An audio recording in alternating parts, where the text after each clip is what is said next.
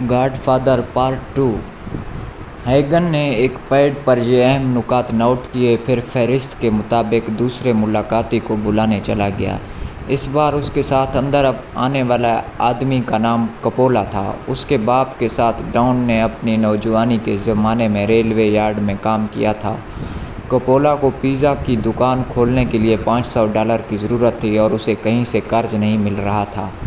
Don ने जेब में हाथ डालकर नोट निकाले, लेकिन वो $400 थे। उसने दांत भींचकर गहरी सांस ली और हैगन से मुखातिब हुआ, ज़रा $100 उधार तो देना, पीर को मैं बैंक जाऊंगा तो वापस दे दूंगा। कोई बात नहीं, $400 से भी काम चल जाएगा, साहिल जल्दी से बोला। जब तुमने $500 मांगे हैं तो $500 ही मिलेंगे, डॉन ने फैसला कुन अंदाज में कहा। फिर उसका लहजा माजरत खाना हो गया। दरअसल शादियों की तैयारियों के चक्कर में मेरी जेब में नकद रकम नहीं रही। हैगन ने अपनी जेब से $100 निकाल कर डॉन की तरफ बढ़ा दिए। उसे डॉन का असूल मालूम था कि ज़ाती तौर पर वो रकम के मामले में किसी पर एहसान करता था तो अपनी जेब से नकद रकम निकाल कर देता था। चेक वगैरह नहीं लिखता था और ना ही उस रकम का कहीं इंदराज होता था। कपोला जैसे आदमी के लिए यकीनन ये एक बहुत बड़ा एजाज़ था कि डॉन जैसी शख्सियत उसे कर्ज देने के लिए ख़ुद अपने मुलाजिम से उधार मांग रही थी। बेशक डॉन करोड़पति था, लेकिन करोड़पति भला किसी छोटे आदमी के काम आने के लिए इतनी जहमत कर सकते थे? कपोला के जाने के बाद हैगन बोला, लोका ब्रासी का नाम फहरिस्त में नहीं है, लेकिन वो भी तखलिये में आपसे मिलना चाहता है। शायद वो ख़ास तौर पर सिर्फ इस बात का शुक्रिया अदा करना चाहता है कि आपने उसे शादी में मदऊ किया। उसे उसकी उम्मीद नहीं थी। डॉन के चेहरे पर हल्की सी नागवारी उभरी, जैसे वो महज इस मकसद के लिए बरासी से मिलना ज़रूरी न समझता हो। लेकिन फिर वो गहरी सांस लेकर बोला, चलो खैर, बुलाओ उसे भी। बाहर बाग में मैकल की मंगेतर के दूर से ही बरासी को देखकर हैरान हो रही थी। बाहर बाग में मैकल की मंगेतर के दूर से ही बरासी को देखकर हैरान हो रही थी, क्योंकि वो चेहरे मेरे से ही एक ख़तरनाक और खूनखार आदमी नज़र आता था। वो मैकल से इसके बारे में पूछ रही थी। मैकल हकीकत में के को इसी मकसद के लिए साथ लाया था कि वो उसे धीरे धीरे अपने बाप की असल हैसियत और फैमिली के बारे में हक़ाइक़ को कबूल करने के लिए ज़हनी तौर पर तैयार कर सके। वो उसके जहन में अपने बाप और फैमिली का कदरे बेहतर तस्वुर बिठाना चाहता था, ताकि उसे कभी अचानक किसी किस्म का धचका ना लगे। लेकिन उसे लग रहा था कि के ने हकीकत को किसी न किसी हद तक महसूस कर लिया था। वो एक ज़हीन लड़की थी। उसने गालबन ये राय कायम की थी कि डॉन का सारा ही बिज़नेस कुछ इतना ज़्यादा शरीफाना, मुअज़्ज़ज़ाना और अखलाकी हदूद व क़यूद के अंदर नहीं था। कहीं ना कहीं कुछ नाखुशगवार पहलू मौजूद थे। आखिर माइकल ने फैसला किया कि के को आहिस्तगी और नरमी के साथ मुनासिब हद तक हक़ाइक़ से रोशनास कराना ही बेहतर था। बहुत खुले और वाज़ेह अंदाज में नहीं, लेकिन मुबहम और ज़रा ढके छुपे अंदाज में ये काम करना ज़रूरी था। उसने बरासी के बारे में के को बताया, सुना है कि मशरक़ी इलाके के अंडरवर्ल्ड में ये शख्स दहशत की अलामत है। ये किसी की भी मदद किए के बगैर किसी को इस तरह कत्ल कर सकता है कि पुलिस या FBI कभी हकीकत का सुराग नहीं पा सकती और कोई ऐसा नुक्ता तलाश नहीं कर सकती जिसकी बिना पर वो इस पर हाथ डाल सके। फिर माइकल के चेहरे पर कदरे नागवारी उभर आई और एक लम्हे के तवक्कुफ़ के बाद वो ज़रा नापसंदीदगी से बोला, ये शख्स किसी हद तक मेरे वालिद का दोस्त है। माइकल ने सर उठा कर के की तरफ देखा। के की आंखें फैली हुई थी। वो गोया बेयकीनी से बोली, कहीं तुम मुझे ये बताने की कोशिश तो नहीं कर रहे कि ये आदमी तुम्हारे वालिद के लिए काम करता है? माइकल ने दिल ही दिल में मसलहत पसंदी पर लानत भेजी और काफ़ी हद तक खोलकर बात करने का फ़ैसला किया। वो बोला, तकरीबन 15 साल पहले कुछ लोगों ने मेरे वालिद के तेल के इंपोर्ट के कारोबार पर कब्ज़ा करने की कोशिश की थी। मेरे वालिद इटली से जैतून का तेल इंपोर्ट करने वाले सबसे बड़े इंपोर्टर हैं। जो लोग उनका के कारोबार पर कब्ज़ा करना चाहते थे, उन्होंने उन्हें कत्ल करने की कोशिश की थी और यूँ समझो कि वो अपने मकसद में तकरीबन कामयाब भी हो गए थे। उस वक्त बरासी उनसे निमटने के लिए निकला था। सुना है उसने 2 हफ्तों के अंदर अंदर 6 आदमियों को कत्ल कर डाला था, जिसके बाद वो लड़ाई ख़त्म हो गई थी, जिसे अंडरवर्ल्ड की इस्तिलाह में ओलियो आयल बार कहा जाता था। माइकल ने यह कहते हुए इस अंदाज में मुस्कुराने की कोशिश की जैसे उसने कोई लतीफ़ा सुनाया था। क्या गिरोह बाजू ने तुम्हारे वालिद को गोली मार दी थी? के ने दरियाफ्त किया। ہاں، لیکن یہ 15 سال پہلے کی بات ہے، تب سے اب تک حالات بالکل پرسکون ہیں۔ اس نے گویا کے کو تسلی دی۔ وہ سوچ رہا تھا کہ کہیں اس نے کے کو ضرورت سے زیادہ تو نہیں بتا دیا اور یہ بات ان کے باہمی تعلق کے لیے نقصان دہ تو ثابت نہیں ہوگی۔ تم اصل میں مجھے ڈرانے کی کوشش کر رہے ہو، کے نے مسکراتے ہوئے ہولے سے اس کی پسلیوں میں کونی ماری۔ تم چاہتے ہو کہ میں تم سے شادی سے انکار کر دوں؟ مائیکل تحمل سے مسکرایا اور بولا، نہیں، میں چاہتا ہوں کہ تم شادی سے پہلے ان باتوں کے بارے میں سوچ لو، غور کر لو۔ کیا اس نے واقعی 6 آدمیوں کو قتل کیا تھا؟ کے نے براسی کی طرف دیکھتے ہوئے بے یقینی سے پوچھا۔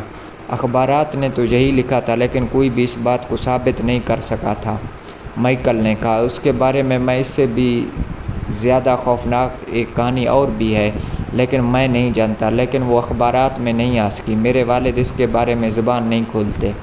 ڈیڈی کا وکیل ٹام ہیگن اس کہانی سے واقف ہے، لیکن وہ بھی مجھے کچھ نہیں بتاتا۔ ایک بار میں نے اسے پوچھا تھا کہ کس عمر میں تم مجھے اس قابل سمجھو گے کہ وہ کہانی سنا سکو، تو اس نے جواب دیا کہ جب تم 100 سال کے ہو جاؤ گے۔ یہ کہہ کر مائیکل نے ٹھنڈی سانس لی اور گلاس سے مشروب کی چسکی لے کر بولا، نہ جانے وہ کیا کہانی ہوگی۔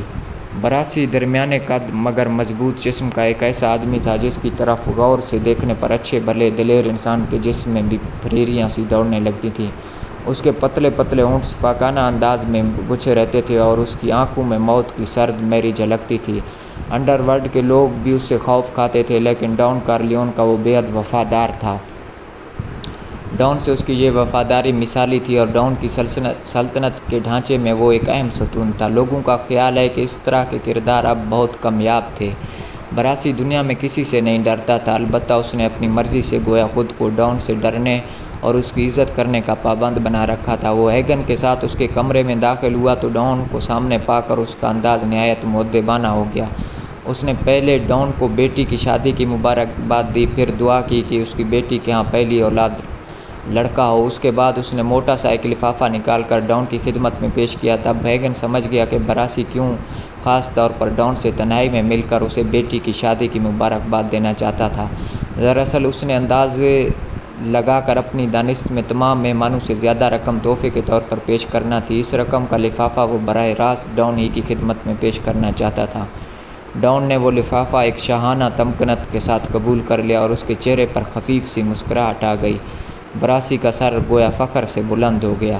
اس کے چہرے کی خشونت اور خونخواری اس لمحے کم ہو گئی۔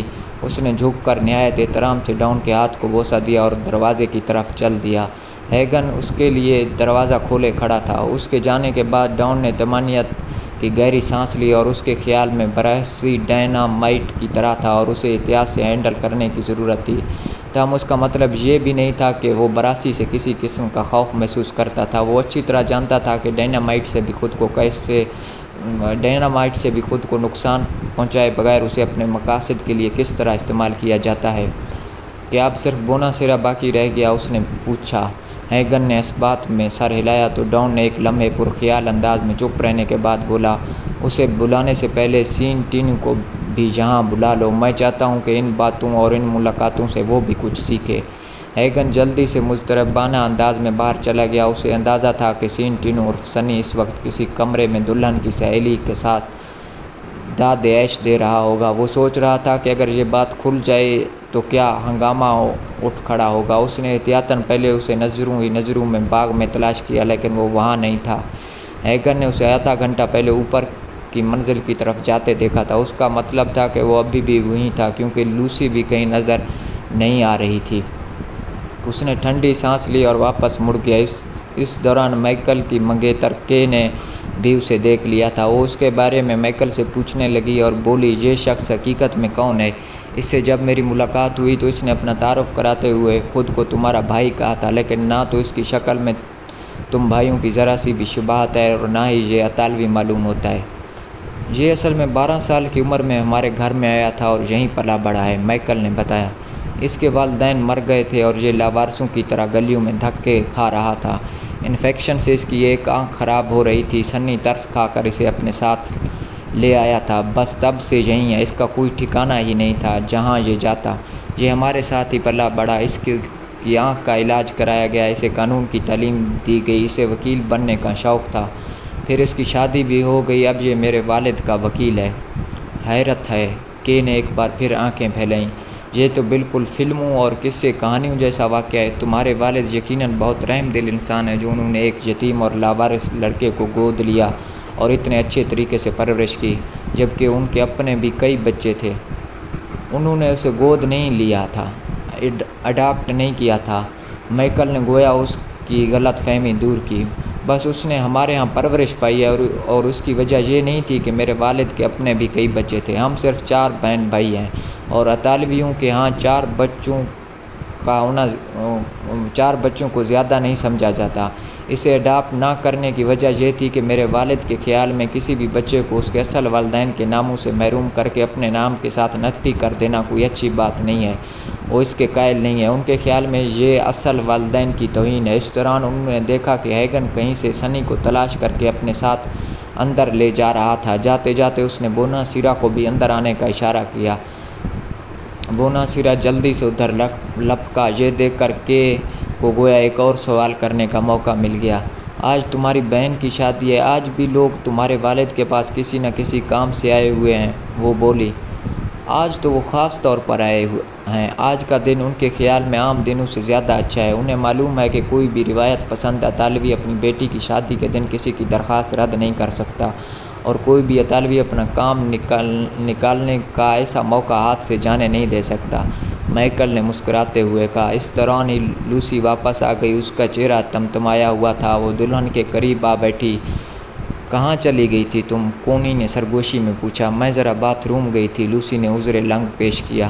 کونی نے گویا حقیقت کا اندازہ کر لینے کے باوجود اس کے عذر کو قبول کر لیا اور نیچی آواز میں بولی، اب کہیں مت جانا، میرے پاس ہی بیٹھی رہنا، بس تھوڑی دیر کی بات ہے، پھر تو تمہیں اپنے دولہا کے سوا کسی کا بھی اپنے پاس بیٹھنا بہت ناگوار گزرے گا، لوسی نے شریر لہجے میں کہا، اور دولہا نے مسکرا کر اس کی طرف دیکھا۔ اس دوران بوناسیرا ہیگن کے ساتھ اس کے کمرے میں داخل ہو چکا تھا۔ اس نے ڈاؤن کارلیون کو ایک بڑی سی میز کے عقب میں بیٹھا پایا۔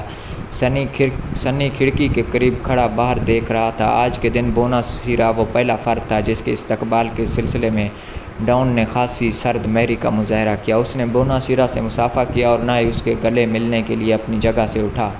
بوناسیرا کے لیے اس کے دل میں کوئی خاص دوستانہ جذبات نہیں تھے۔ اسے شادی کی تقریب میں بھی صرف اس لیے مدعو کیا گیا تھا کہ اس کی بیوی سے ڈاؤن کی بیوی کی خاصی دوستی تھی۔ میں شکر گزار ہوں کہ آپ نے مجھے اور میری فیملی کو اس تقریب میں بلا کر عزت بخشی، اور معذرت خواہ ہوں کہ میری بیوی اور بیٹی تقریب میں نہیں آ سکیں۔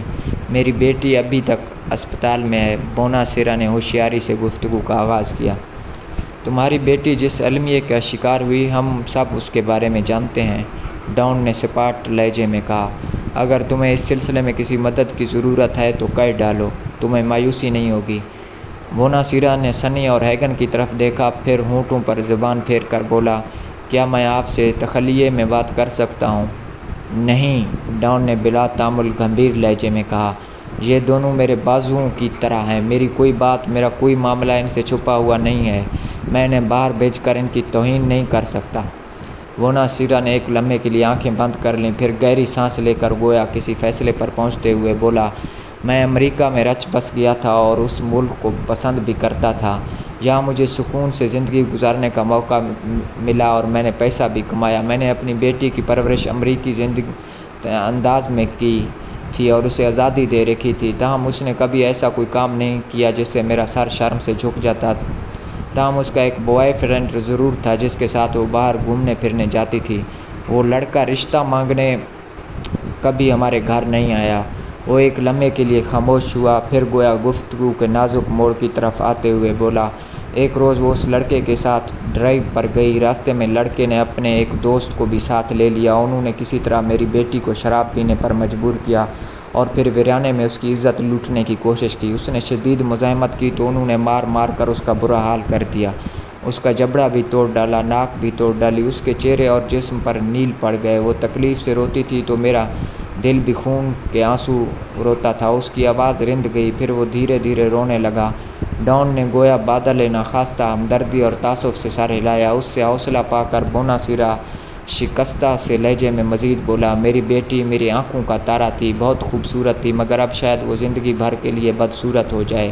انسانوں پر سے اس کا اعتماد ہمیشہ کے لیے اٹھ چکا ہے۔ میں ایک اچھے امریکی کی طرح پولیس کے پاس گیا۔ وہ دونوں لڑکے گرفتار بھی ہوئے، مقدمہ بھی چلا، ان کے خلاف شہادتیں مضبوط تھیں، انہوں نے اپنا جرم تسلیم بھی کر لیا۔ جج نے انہیں 3 سال کی سزائے قید بھی سنائی مگر اس پر عمل درآمد معطل رکھا۔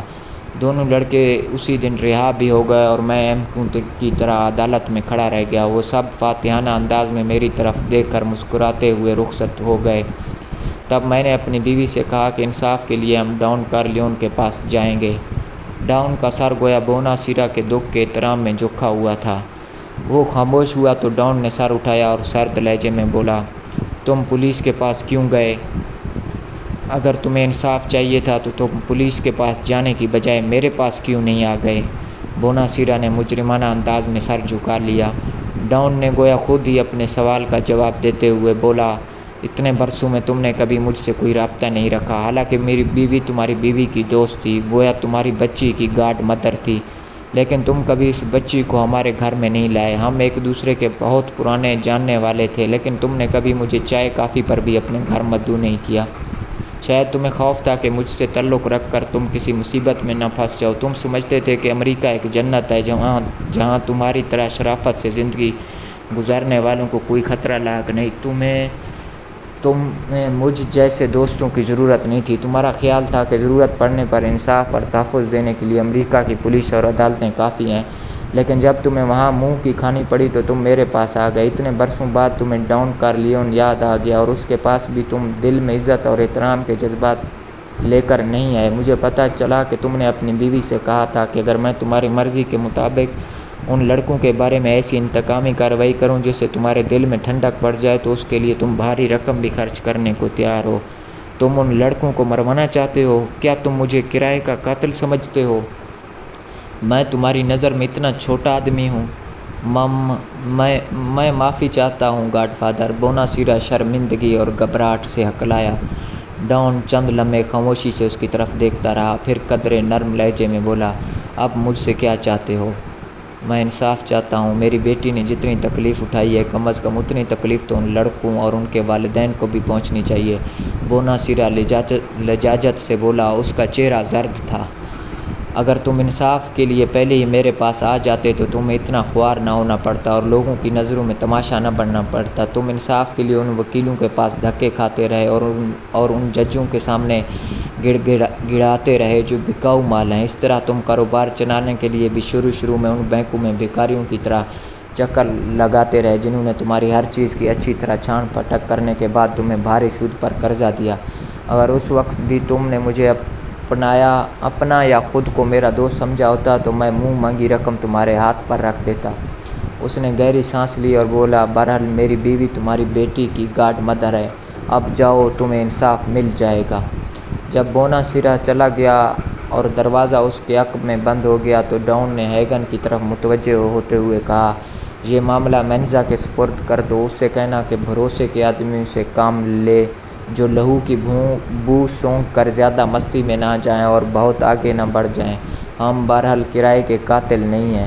سنی جو اس دوران کھڑکی سے باہر باغ کی طرف دیکھ رہا تھا مڑتے ہوئے بولا، جونی بھی شادی میں شرکت کے لیے آن پہنچا ہے۔ میں نے آپ سے کہا تھا نا کہ وہ ضرور آئے گا۔ باہر سے مہمانوں کا شور بھی سنائی دینے لگا تھا، شاید کچھ لوگ بہت جوش و خروش سے جونی کا استقبال کر رہے تھے۔ ہیگن نے بھی آگے بڑھ کر کھڑکی سے دیکھا، پھر ڈان کی طرف مڑتے ہوئے بولا، واقعی آپ کا گارڈ سن جونی آیا ہے، کیا میں اسے یہاں لے آؤں؟ نہیں، ڈان نے مسکراتے ہوئے کہا، ابھی ذرا لوگوں کو اسے مل کر خوش ہو لینے دو۔ وہ مشہور آدمی ہے، لوگ اس سے ملنے میں خوشی محسوس کرتے ہیں۔ وہ بہرحال ایک اچھا گارڈ سن بھی ہے۔ اس موقع پر وہ میرے پاس آنا نہیں بھولا۔ ہیگن نے ذرا چبھتے ہوئے لہجے میں بولا، ضروری نہیں کہ وہ خاص طور پر آپ سے ملنے یا شادی میں شرکت کرنے کے لیے آیا ہو۔ 2 سال سے اس نے پلٹ کر نہیں دیکھا تھا۔ مجھے اندیشہ ہے کہ اب وہ پھر کسی مشکل میں نہ پھنس گیا ہو جس کی وجہ سے اسے آپ کے پاس آنا پڑا۔ ظاہر ہے مشکل یا مصیبت میں وہ مدد کے لیے اپنے گاڈ فادر کے پاس نہیں آئے گا تو کس کے پاس جائے گا؟ ڈان نے خوش دلی سے کہا۔ جونی پر سب سے پہلے کونی کی نظر پڑی تھی اور وہ اپنے دلہن والے تکلفات بالائے طاق رکھتے ہوئے گلا پھاڑ کر چلا اٹھی تھی، جونی! جونی سیدھا اس کی طرف آیا، دونوں بے تکلفی سے گلے ملے۔ دولہے سے بھی اس کا تعارف ہوا۔ چند لمحوں میں جونی سب کی توجہ کا مرکز بن گیا۔ اس دوران بینڈ اسٹینڈ کی طرف سے آواز آئی، جونی آج تم ہم سب کو ایک گانا سنا دو۔ اس شناسا آواز پر جونی نے گھوم کر دیکھا۔ وہ اس کا لڑکپن کا ساتھی نینو تھا، جو چند لمحے پہلے تک مینڈولین کی دھن پر کوئی نغمہ سنا رہا تھا۔ کسی زمانے میں جونی اور نینو ہر وقت ساتھ رہتے تھے۔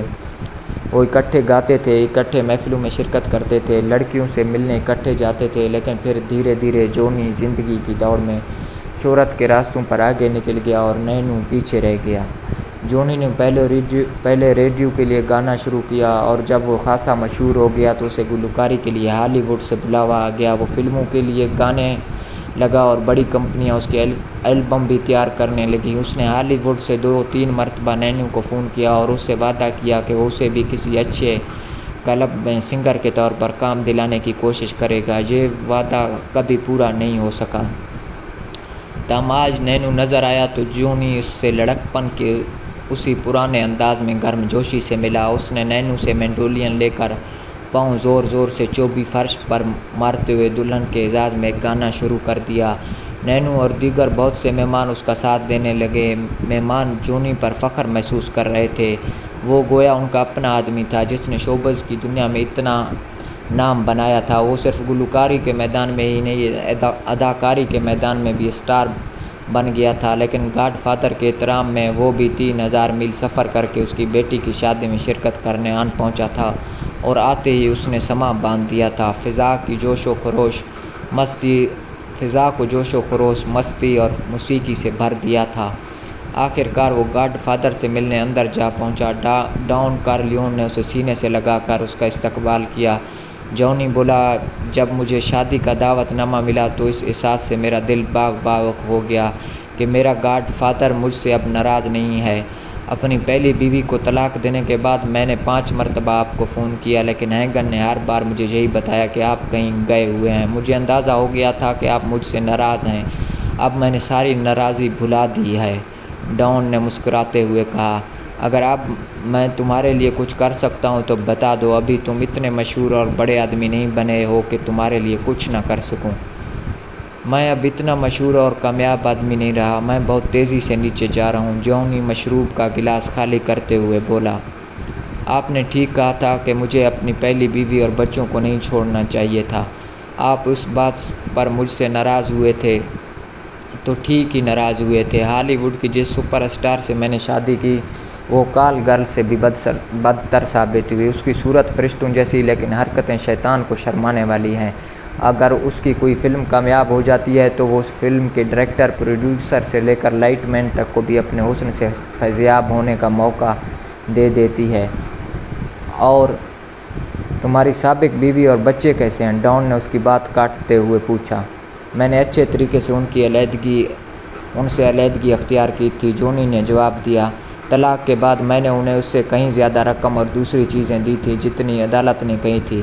ہفتے میں 1 مرتبہ میں ان سے ملنے بھی جاتا ہوں، لیکن اب مجھے زندگی میں ان کی کمی محسوس ہوتی ہے۔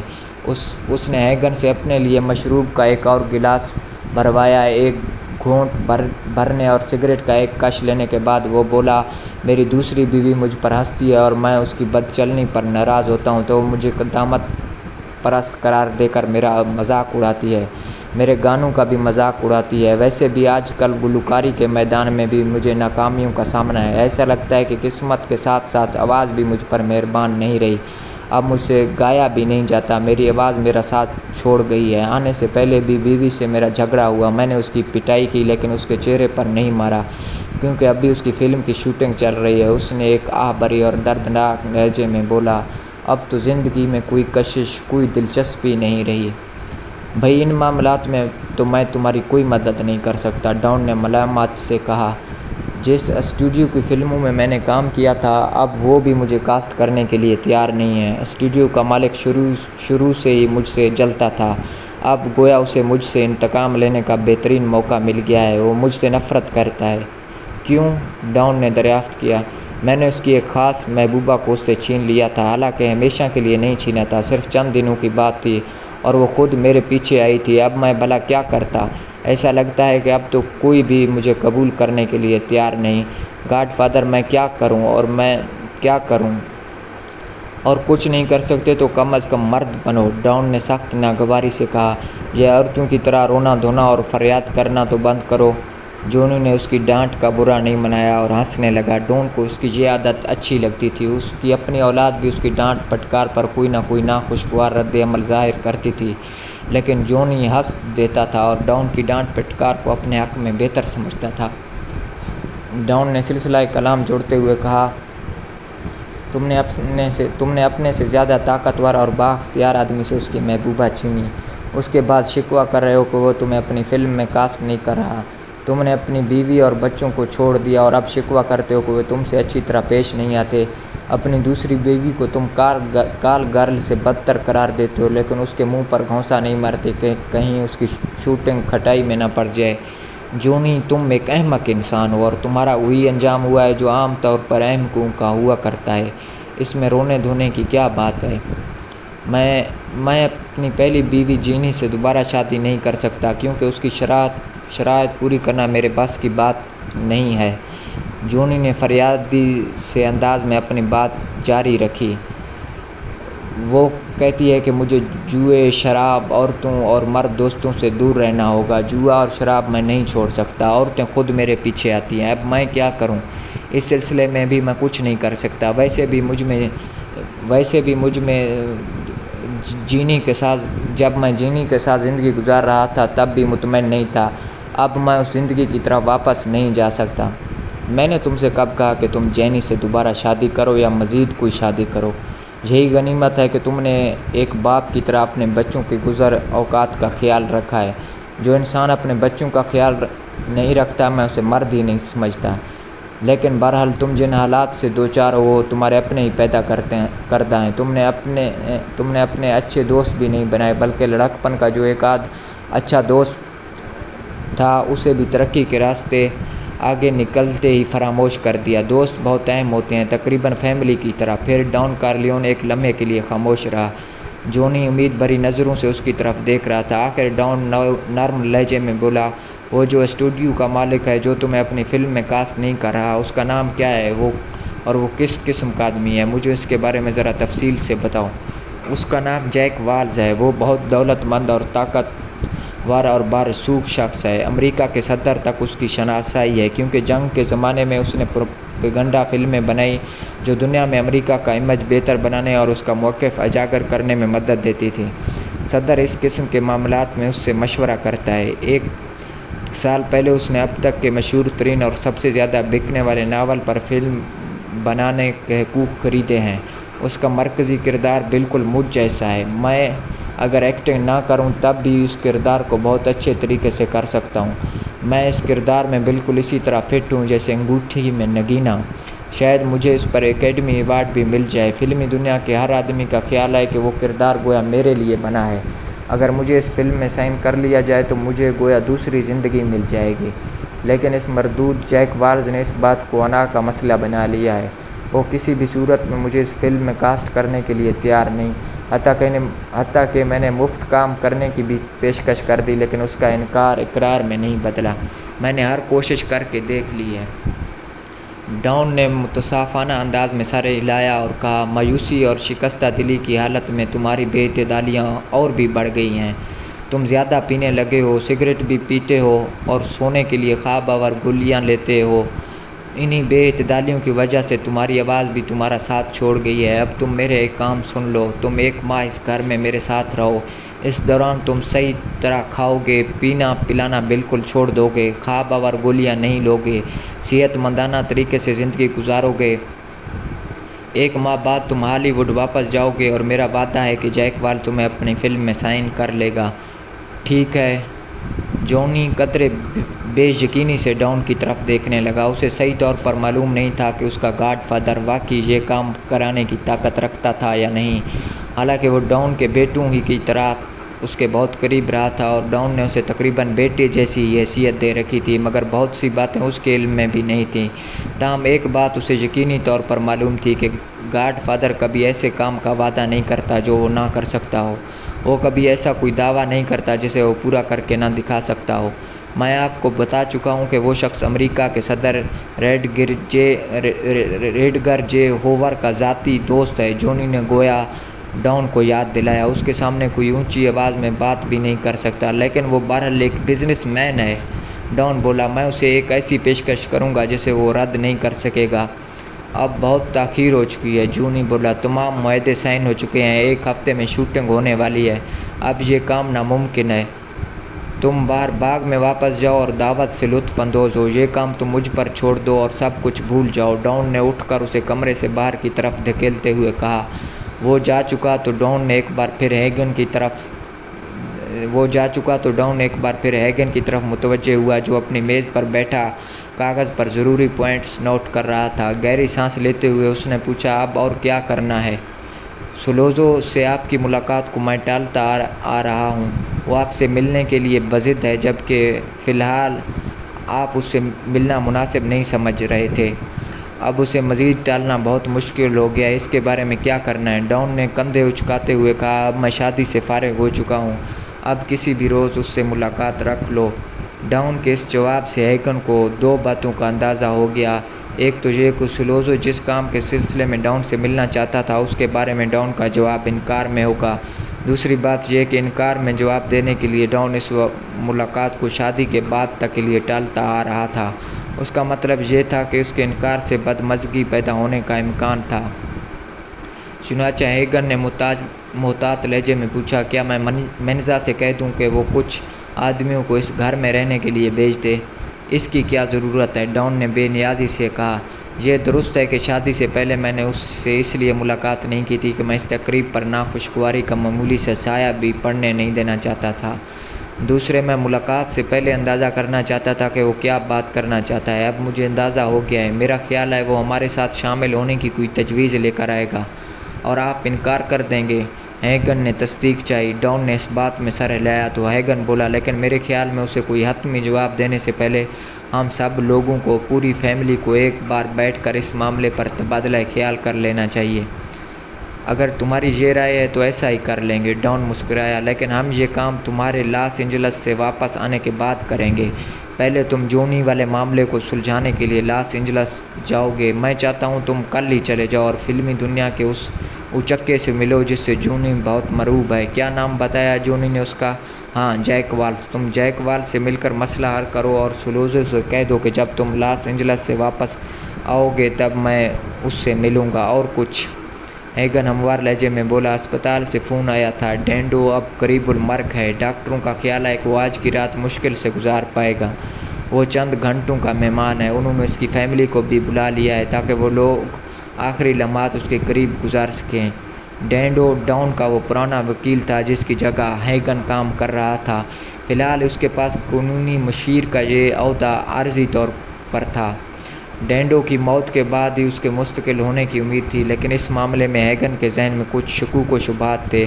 اس نے سنا تھا کہ اس عہدے پر کسی ایسے شخص کو رکھا جا سکتا تھا جو بہت گاہک، شاطر اور تجربہ کار ہو اور جس کی رگوں میں اطالوی خون دوڑ رہا ہو۔ ہیگن صرف 35 سال کا تھا اور اطالوی بھی نہیں تھا۔ ڈان نے ابھی تک اس سلسلے میں کوئی واضح اشارہ نہیں دیا تھا۔ میری بیٹی کب رخصت ہو رہی ہے؟ ڈان نے کچھ سوچتے ہوئے پوچھا۔ کچھ دیر بعد کیک کٹنے والا ہے۔ اس کے آدھ پون گھنٹے بعد وہ اپنے دولہا کے ساتھ رخصت ہو جائے گی، ہیگن نے جواب دیا، اور اس کے ساتھ ہی اسے گویا ایک ضروری بات یاد آئی۔ اس نے پوچھا، کیا آپ کے داماد کو فیملی میں کوئی اہم پوزیشن دی جائے گی؟ ہرگز نہیں، ڈان نے میز پر ہاتھ مار کر اتنے سخت لہجے میں جواب دیا کہ ہیگن حیران رہ گیا۔ اسے فیملی کے کاروبار، اصلی معاملات اور دوسری اہم باتوں کی ہوا بھی نہیں لگنی چاہیے۔ بس اس کے لیے اچھے ذریعہ معاش کا بندوبست کر دینا جس سے وہ آرام و آسائش سے زندگی گزار سکے، اس سے زیادہ کچھ نہیں۔ اور یہ بات سنی، فریڈ اور منیزا کو بھی بتا دینا۔ پھر ایک لمحے کے توقف کے بعد ڈان بولا، میرے تینوں بیٹوں سے کہہ دو کہ ہم سب ڈینڈو سے الوداعی ملاقات کے لیے اسپتال جائیں گے۔ وہ ہمارا بہت اہم اور باعزت ساتھی تھا۔ ہم اس کے لیے نیک تمناؤں کا اظہار کریں گے اور پورے احترام سے الوداع کہیں گے۔ فریڈ سے کہنا کہ جانے کے لیے بڑی گاڑی نکال لے اور جونی سے کہنا کہ اگر وہ بھی ہمارے ساتھ چلے تو مجھے خوشی ہوگی۔ پھر ہیگن کی آنکھوں میں سوال دے کر وہ بولا، تمہیں ہمارے ساتھ جانے کی ضرورت نہیں، تمہارے پاس وقت نہیں ہوگا، تمہیں آج رات ہی لاس اینجلس جانے کی تیاری کرنی ہوگی، لیکن تم اسپتال سے میری واپسی کا انتظار ضرور کر لینا۔ تمہارے جانے سے پہلے میں تمہیں کچھ ضروری باتیں سمجھانا چاہتا ہوں۔ گاڑی کس وقت نکالوں؟ ہیگن نے پوچھا۔ جب کونی اور تمام مہمان رخصت ہو جائیں، ڈاؤن نے جواب دیا۔ مجھے امید ہے کہ ڈینڈو میرا انتظار ضرور کرے گا، وہ مجھ سے ملاقات کیے بغیر اس دنیا سے رخصت نہیں ہوگا۔ سینیٹر کا فون آیا تھا، ہیگن نے بتایا۔ وہ شادی میں شرکت نہ کر سکنے پر معذرت کر رہا تھا اور کہہ رہا تھا کہ آپ اس کی مجبوری سمجھ ہی گئے ہوں گے۔ شاید اس کا اشارہ FBI کے ان 2 آدمیوں کی طرف تھا جو باہر گاڑیوں کے نمبر نوٹ کر رہے تھے۔ بہرحال اس نے خصوصی قاصد کے ذریعے شادی کا تحفہ بھجوا دیا تھا۔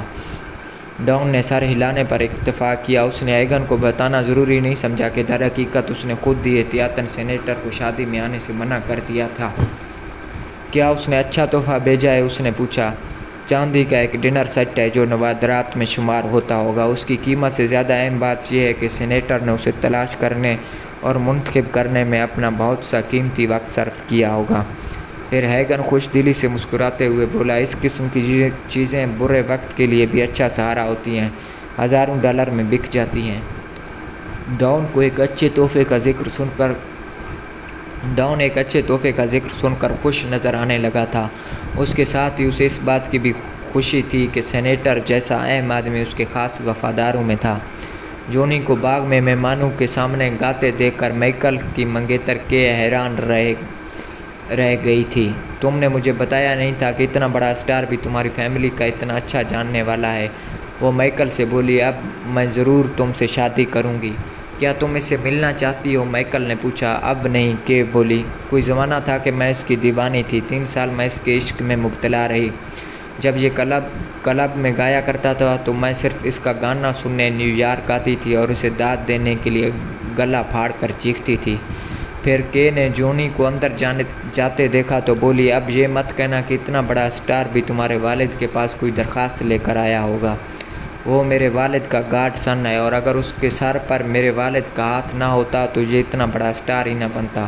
انہوں نے اسے نہ جانے کس موقع پر کس مصیبت سے بچایا ہے۔ رات کے پچھلے پہر ٹام ہیگن اپنی بیوی کو خدا حافظ کہہ کر لاس اینجلس جانے کے لیے ایئرپورٹ کی طرف روانہ ہوا۔ خصوصی ذرائع سے اس کے لیے ہنگامی طور پر سیٹ کا انتظام ہوا تھا۔ رات کے 3 بجے ڈینڈو کا اسپتال میں انتقال ہو گیا تھا۔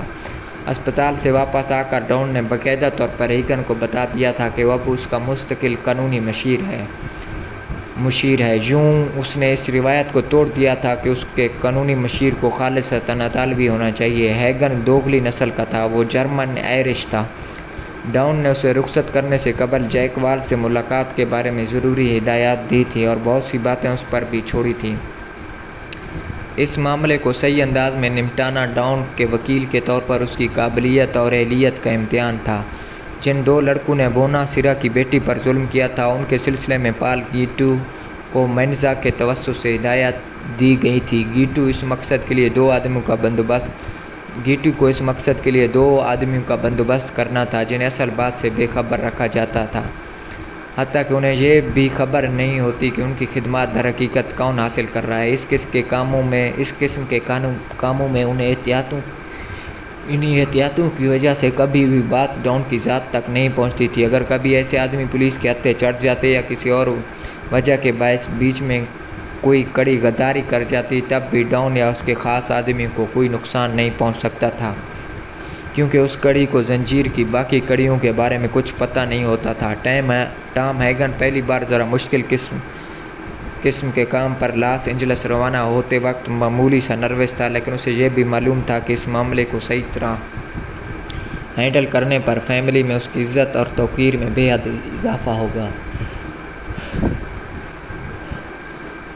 جیک والز کے بارے میں تمام ضروری معلومات جمع کر لی گئی تھی۔ وہ ہالی ووڈ کے 3 اہم ترین پروڈیوسرز اور اسٹوڈیو مالکان میں سے ایک تھا۔ 20واں اسٹار اس کے لیے طویل معاہدوں کے تحت کام کر رہے تھے۔ اس میں شک نہیں تھا کہ صدر امریکہ سے اس کے مراسم تھے۔ وہ وائٹ ہاؤس میں کئی بار ڈنر کر چکا تھا اور ایک بار صدر صاحب اس کے ہالی ووڈ والے گھر میں ضیافت پر آ چکے تھے۔ CIA کے سربراہ سے بھی اس کے مراسم تھے۔ تاہم یہ سب باتیں ٹام ہیگن یا ڈاؤن کے لیے زیادہ متاثر کن نہیں تھی، کیونکہ یہ در حقیقت رسمی قسم کے تعلقات تھے۔ والز کی اپنی کوئی ٹھوس سیاسی حیثیت نہیں تھی، ویسے بھی وہ ایک تند مزاج آدمی تھا، اور ڈاؤن کا کہنا تھا کہ تند مزاج آدمیوں کے دوست کم اور دشمن زیادہ ہوتے ہیں۔ والز کو اپنی طاقت اور اثر و رسوخ کا بہت زوم تھا، اور وہ موقع بے موقع اس کا اظہار بھی کرتا رہتا تھا۔ طیارہ جب لاس اینجلس کے ایئرپورٹ پر اترا تو صبح کا اجالا نمودار ہو رہا تھا۔ ہیگن اس ہوٹل میں پہنچا جہاں وہ فون پر اپنے لیے کمرہ ریزرو کروا چکا تھا۔ شیو بنا کر، غسل کر کے اور لباس تبدیل کر کے اس نے ناشتہ کیا اور اطمینان سے اخبار پڑھنے بیٹھ گیا۔ دراصل وہ سستا رہا تھا، اپنے اعصاب کو سکون دے رہا تھا اور اپنے آپ کو والز سے ملاقات کے لیے تیار کر رہا تھا۔ والز سے 10 بجے اس کی ملاقات طے تھی۔ ملاقات کے لیے والز سے وقت حاصل کرنا زیادہ مشکل ثابت نہیں ہوا تھا۔ اسٹوڈیو ورکرز کی سب سے بڑے اور طاقتور یونین کا صدر گوف ڈاؤن کا عقیدت مند تھا۔ ڈاؤن نے اسے فون کر دیا تھا اور ہدایت کر دی تھی کہ وہ والز سے ہیگن کی ملاقات کا وقت طے کرا دے، اور یہ بات بھی والز کے کان میں ڈال دے کہ اگر اس ملاقات کے نتائج اچھے خوشکن نہ ہوئے تو والز کے اسٹوڈیو میں ورکرز کی ہڑتال بھی ہو سکتی ہے۔ اس کال کے 1 گھنٹے کے بعد گوف نے ہیگن کو فون کر کے بتایا تھا کہ صبح 10 بجے والز سے اس کی ملاقات طے ہو گئی، تاہم اس نے یہ نہیں بتایا کہ اس کی طرف سے ممکنہ ہڑتال کی مبہم دھمکی سن کر والز زیادہ متاثر نہیں ہوا تھا۔ ملاقات کا 10 بجے کا وقت بھی کچھ اچھی علامت نہیں تھا۔ اس کا مطلب تھا کہ والز نے اسے اتنی اہمیت نہیں دی تھی کہ کھانے پر مدعو کرتا۔ شاید ڈاؤن کی شہرت بھی اس تک نہیں پہنچی تھی، کیونکہ ڈاؤن شہرت حاصل کرنے کا قائل ہی نہیں تھا۔ وہ تو خود کو حتی الامکان غیر معروف ہی رکھ کر کام کرنے کا قائل تھا۔ نیو یارک سے باہر کے لوگ تو اس کے بارے میں بہت کم جانتے تھے یا پھر سرے سے جانتے ہی نہیں تھے، تاہم ہر جگہ ضرورت کے وقت ڈاؤن کا کوئی نہ کوئی پرانا رابطہ نکل آتا تھا۔ ہیگن کے اندازے درست ہی نکلے۔ والز نے اسے ملاقات کے وقت سے آدھا گھنٹہ سے زائد انتظار کرایا، تاہم ہیگن نے برا نہیں منایا۔ والز کا استقبالیہ کمرہ جہاں بیٹھ کر وہ انتظار کر رہا تھا نہایت شاندار اور آرام دہ اور آراستہ تھا۔ اس وسیع کمرے میں دوسری طرف کوچ پر ایک بچی اور ایک عورت بیٹھی تھی۔ بچی کی عمر 11-12 سال کے قریب تھی، تاہم وہ بڑی عورتوں کی طرح پرتکلف لباس میں تھی۔ ہیگن نے اپنی زندگی میں اس سے زیادہ خوبصورت بچی نہیں دیکھی تھی۔ اس کے بال نہایت سنہرے ریشمی اور آنکھیں شفاف نیلی تھیں، بھرے بھرے سرخ ہونٹ یاقوت سے تراشیدہ لگ رہے تھے۔ عورت محافظ کی طرح بچی کے ساتھ تھی۔ وہ یقیناً اس کی ماں تھی، کیونکہ اس کے چہرے میں بچی کی کچھ مشابہت تھی، تاہم وہ لومڑی کی طرح چالاک، موقع پرست اور لالچی معلوم ہوتی تھی۔ بچی فرشتہ صفت صورت تھی، جبکہ ماں کوئی عیار بلا معلوم ہوتی تھی۔ اس نے چند لمحے بڑی نخوت اور تکبر سے ہیگن کو گھورا۔ شاید اس کا خیال تھا کہ ہیگن نظر چرا لے گا، مگر جب ہیگن نے ایسا نہیں کیا تو وہ خود دوسری طرف دیکھنے لگی۔ خام خواہ ہیگن کا دل چاہ رہا تھا کہ اٹھ کر اس کی ناک پر ایک گھونسا رسید کر دے۔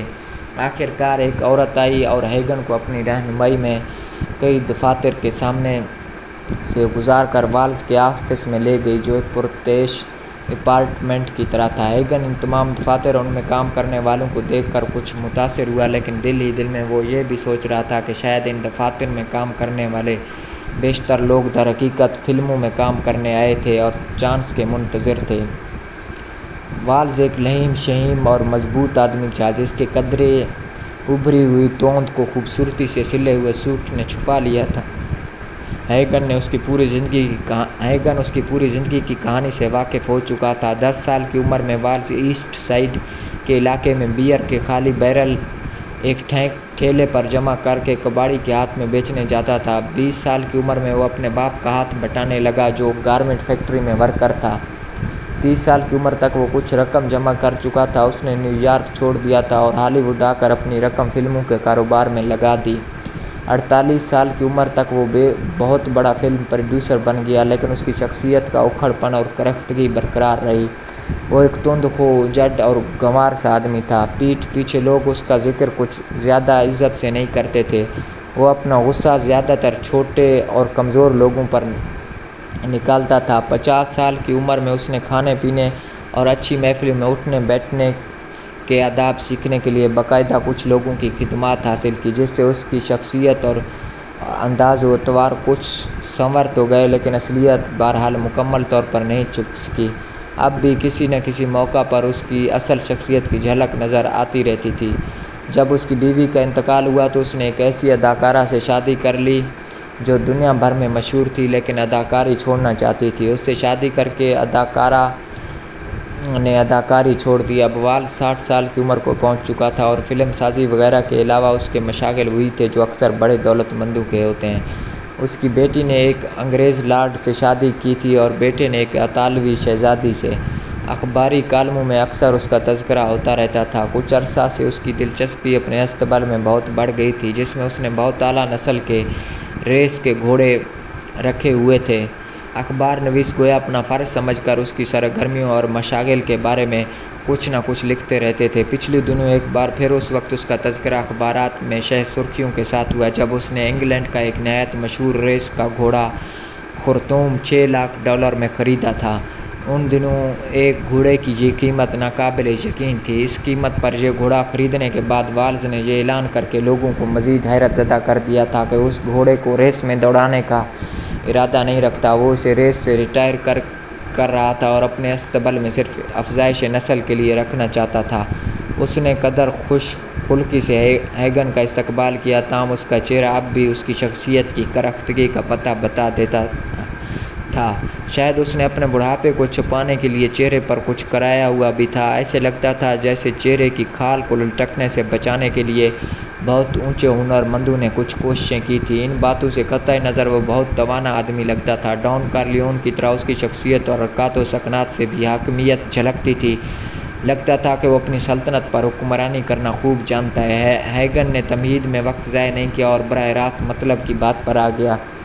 اس نے بتایا کہ وہ ایک طاقتور آدمی کا نمائندہ ہے اور وہ طاقتور آدمی جونی کا دوست، مہربان اور مربی تھا۔ اس نے جونی پر ایک چھوٹی سی عنایت کرنے کی درخواست کی تھی اور کہا تھا کہ اگر اس کی درخواست پر عمل ہو گیا تو وہ زندگی بھر شکر گزار اور ممنون رہے گا، اور اگر کبھی والز کو اس سے کوئی کام پڑا تو اسے مایوسی نہیں ہوگی۔ پھر ہیگن نے درخواست کی نوعیت بھی بیان کر دی، یعنی جونی کو اس فلم میں کاسٹ کر لیا جائے جس کی شوٹنگ اگلے ہفتے شروع ہو رہی تھی، اور تمہارا وہ طاقتور دوست میرے کس کام آ سکتا ہے؟ والز نے پوری بات سننے کے بعد چبھتے ہوئے لہجے میں پوچھا۔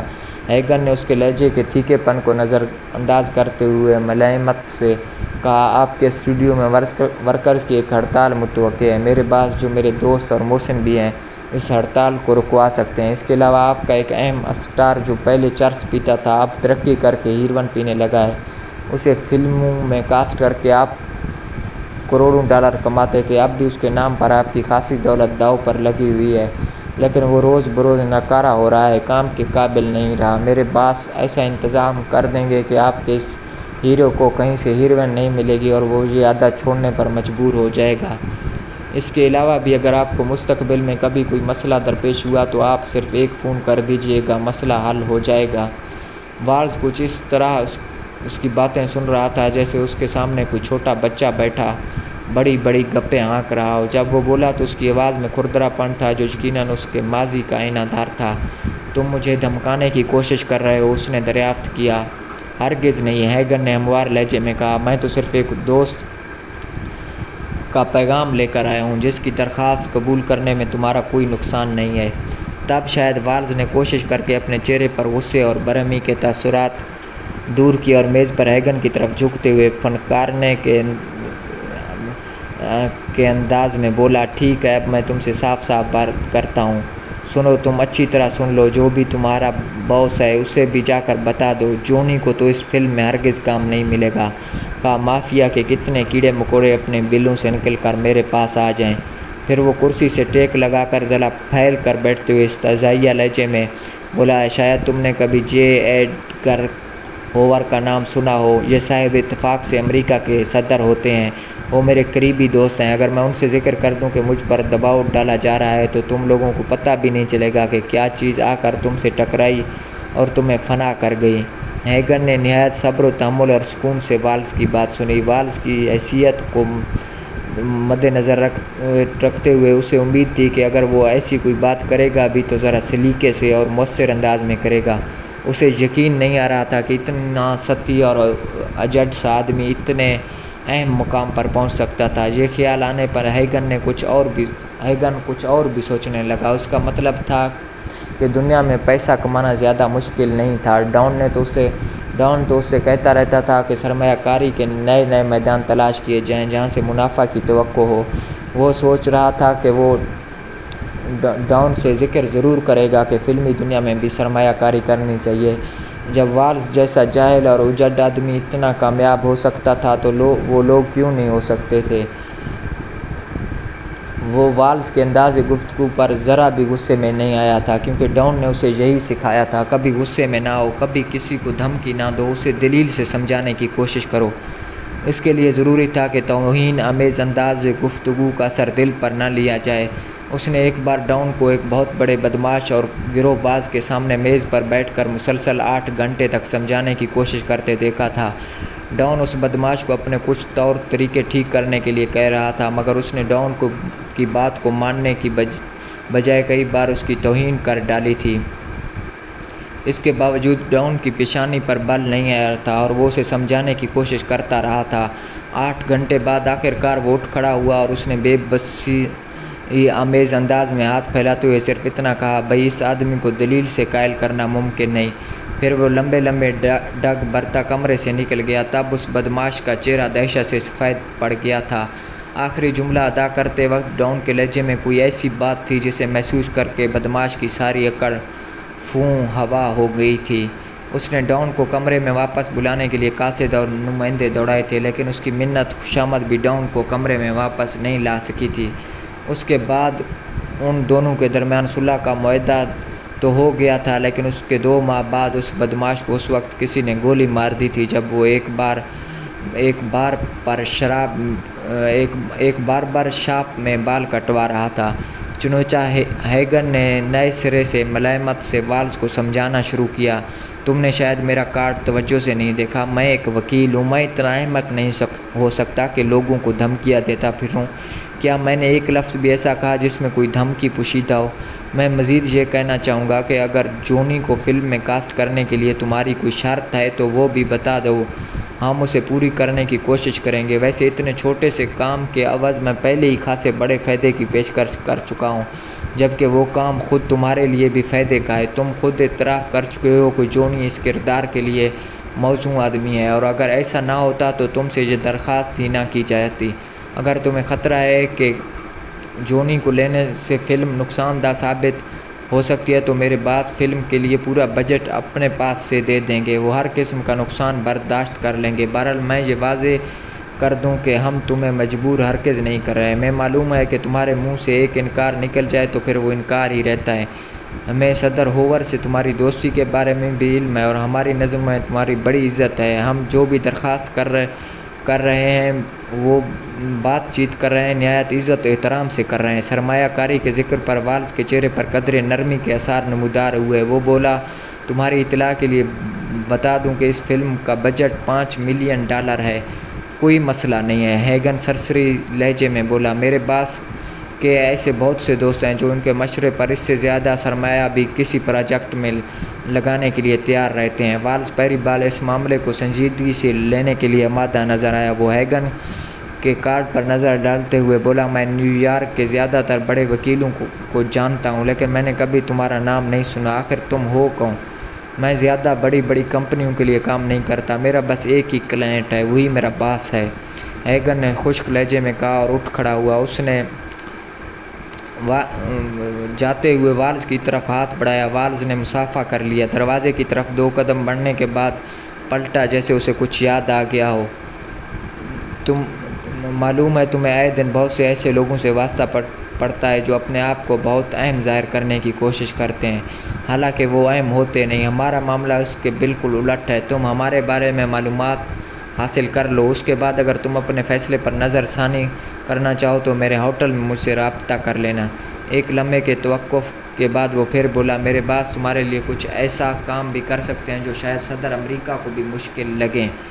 والز آنکھیں سکیڑے اس کی طرف دیکھ رہا تھا، شاید اب وہ بات کی گہرائی کو کچھ سمجھ رہا تھا۔ ہیگن نے نہایت شائستگی سے مزید کہا، برسبیل تذکرہ میں ذاتی طور پر آپ کی فلم سازی کی صلاحیتوں کا بڑا معترف ہوں۔ تمہاری بنائی ہوئی سبھی فلمیں مجھے اچھی لگتی ہیں۔ اسی لگن اور توجہ سے کام جاری رکھو، ہمارے ملک کو اچھی چیزوں کی ضرورت ہے۔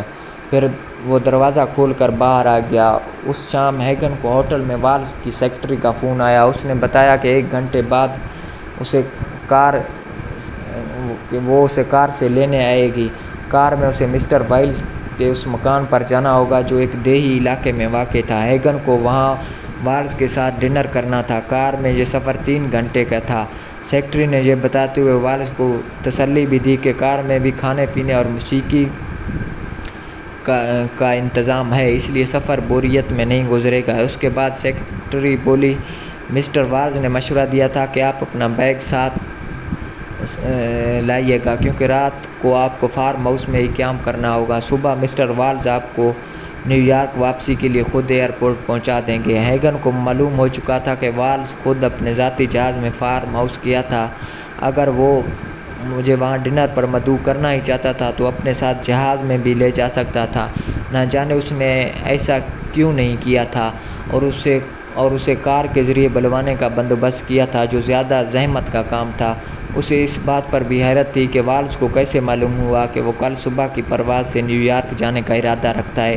امکان یہی نظر آ رہا تھا کہ والز نے اس کے بارے میں معلومات حاصل کرنے کے لیے پرائیویٹ سراغ رسانوں کی خدمات حاصل کی ہوگی۔ اس کا مطلب تھا کہ اب وہ ڈان کارلیون کے بارے میں جان چکا ہوگا اور اب ذرا سنجیدگی سے بات کرنے کے لیے تیار ہوگا۔ بہرحال ہیگن نے سیکرٹری کا شکریہ ادا کیا اور کہہ دیا کہ 1 گھنٹے کے بعد وہ چلنے کے لیے تیار ہوگا۔ اسے اب امید کی کرن نظر آ رہی تھی۔ شاید والز اتنا گنوار اور موٹے دماغ کا نہیں تھا جتنا ہیگن نے آج صبح محسوس کیا تھا۔